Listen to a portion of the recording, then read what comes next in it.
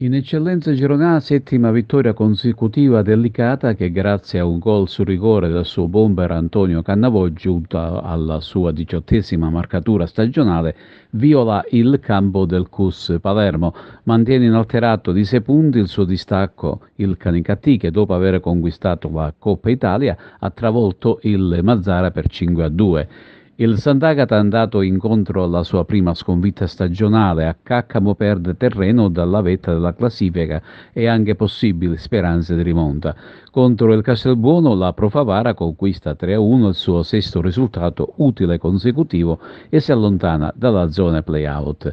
Nel girone A di prima categoria continua a distanza il duello per la vetta tra lo Sciacca, che è attuale capolista, e il Città di Cinisi.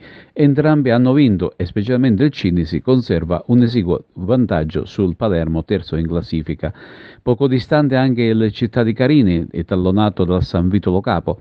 L'altra ed unica agrigentina presente in questo girone è il Real Menfi, che ha perso pesantemente sul campo del Valderice.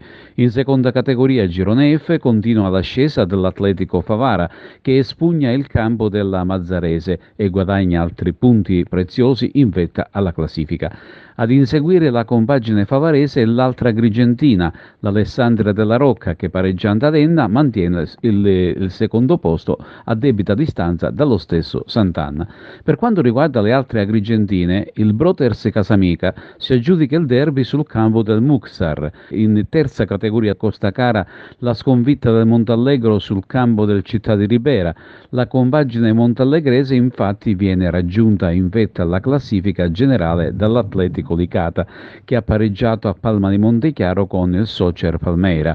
Si rifanno sotto l'Eraclea e il Città di Ribera, che adesso si ritrovano rispettivamente a 3 e 4 punti dalle due battistrada.